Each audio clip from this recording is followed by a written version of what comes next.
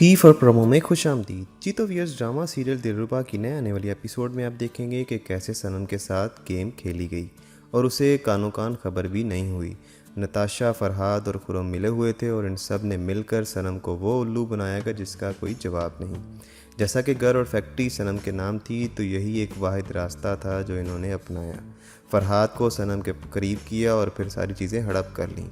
और वही सनम जिसके ठाट पाट थे वो चंद लम्हों में ज़मीन पर आ गई।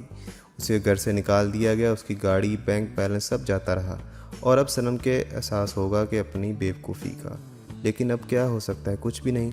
सनम जाती है अपने अम्मी अब्बू के घर, वो घर जिसे ये ठुकरा चुकी थी, वो घर और उसके घर वाले जिसे इसने अपने ऐशो इशरत पर तरजीह दी थी, छोड़ दिया था। अब आ जाती है मुंह उठाए इसी घर में, और इस घर का दरवाज़ा खोलता है अरसलान ही, जिसकी आखिरी सनम को यही शर्त थी कि तुम खुरम के साथ रहो या हमें छोड़ दो। तो इसने खुरम के साथ रहना और इनको छोड़ना ही बेहतर समझा था।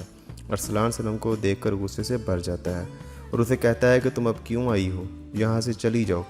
और अरसलान ये कहकर दरवाज़ा बंद कर लेता है और सनम बेचारी गली में बेसहारा खड़ी रह जाती है।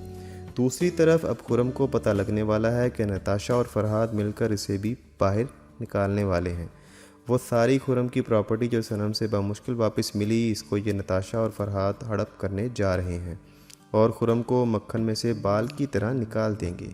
फरहाद नताशा को कहता है कि जल्दी से कुछ करो, तो नताशा कहती है कि मैं बस जल्दी से ये घर और फैक्ट्री अपनी बेटी के नाम लगवा लूँ, फिर तुम जो मर्ज़ी चाहे करना इसके साथ। और इन दोनों की बातें खुशकिस्मती से खुरम भी सुन लेता है।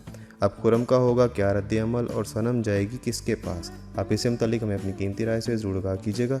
ड्रामों की दुनिया से बाखबर रहने के लिए पी फॉर प्रोमो को सब्सक्राइब करके हमारे साथ जुड़े रहें। आपका शुक्रिया। अल्लाह हाफिज़।